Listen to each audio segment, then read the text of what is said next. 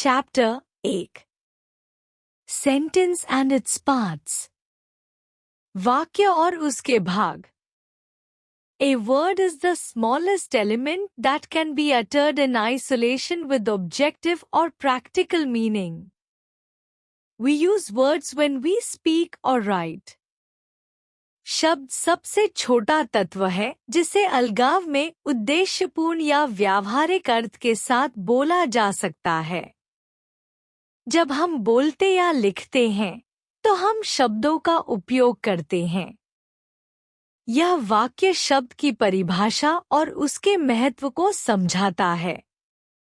A group of words when arranged in a particular order to make a complete sense and convey a meaningful thought is called a sentence. शब्दों का समूह जब एक विशेष क्रम में व्यवस्थित किया जाता है जिससे पूर्ण अर्थ बनता है और एक सार्थक विचार व्यक्त होता है, उसे वाक्य कहा जाता है. यह वाक्य की परिभाषा को स्पष्ट करता है. Read the following groups of words. नीचे दिए गए शब्द समूहों को पढ़ें. The birds are chirping melodiously. Boys park in the cricket playing hour. The earth revolves around the sun. The capital is of India, Delhi. In the above group of words, only ek and teen are said to be sentences as they give a meaningful sense and do and char are not the sentence. ऊपर दिए गए शब्द समूहों में केवल एक और 3 वाक्य कहे जाते हैं क्योंकि वे एक सार्थक अर्थ देते हैं और 2 और 4 वाक्य नहीं हैं. यह वाक्य और गैर वाक्य के बीच अंतर को स्पष्ट करता है. Remember it. The first word of a sentence must begin with a capital letter. किसी वाक्य का पहला शब्द हमेशा एक बड़े अक्षर से शुरू होना चाहिए. A sentence always ends with a suitable punctuation mark, i.e. a full stop, dot, a question mark, or an exclamation mark. एक वाक्य हमेशा उचित विराम चिन्ह के साथ समाप्त होता है, जैसे पूर्ण विराम, डॉट, प्रश्नवाचक चिन्ह या विस्मयादिबोधक चिन्ह. यह भाग वाक्य की प्रारंभिक और समाप्ति आवश्यकताओं को दर्शाता है. Parts of sentence. A sentence has 2 parts, subject and predicate. एक वाक्य के 2 भाग होते हैं, कर्ता, subject, और विधेय, predicate. Subject refers to the doer of the action or who or what the sentence is all about. कर्ता उस कार्य करने वाले को संदर्भित करता है या वाक्य किसके बारे में है.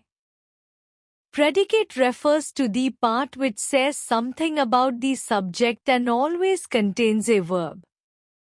विधेय वाक्य के उस भाग को संदर्भित करता है जो कर्ता के बारे में कुछ कहता है और हमेशा एक क्रिया को शामिल करता है. यह वाक्य के 2 मुख्य भागों का परिचय देता है. Read the following sentences which are divided into the subject and the predicate.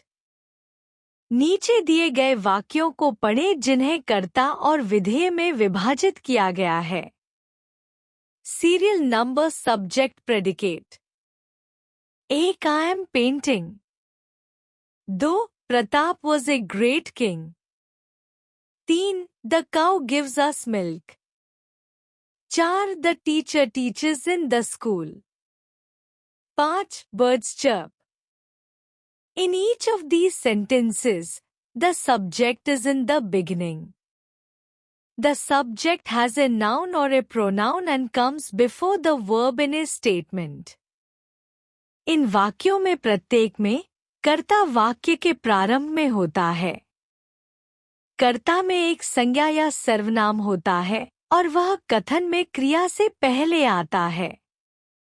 यह भाग वाक्य के कर्ता और विधेय को समझने में सहायता करता है.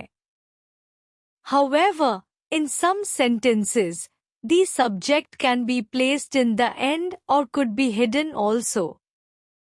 हालांकि कुछ वाक्यों में कर्ता अंत में हो सकता है या छिपा हुआ भी हो सकता है।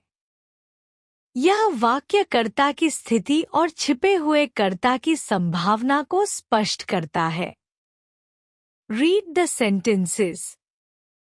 एक out of the wood came a lion. लकड़ी से बाहर एक शेर आया। 2 run, Alice. दौड़ो, एलिस। 3 stand up. खड़े हो जाओ। 4 bring me a glass of water. मुझे एक गिलास पानी लाओ। 5 close the door. दरवाजा बंद करो। In sentences 1 and 2, the subject is given in the end. वाक्य 1 और 2 में कर्ता अंत में दिया गया है। यह वाक्य यह दर्शाता है कि कर्ता कभी-कभी वाक्य के अंत में प्रकट होता है। In sentences 3, 4 and 5, the subject is not stated, but you is their subject which is understood. वाक्य 3, 4 और 5 में कर्ता नहीं बताया गया है, लेकिन तुम इनका कर्ता है, जो समझा जाता है। यह वाक्य छिपे हुए कर्ता की धारणा को स्पष्ट करता है, जो सामान्यतः निर्देशात्मक वाक्यों में पाया जाता है।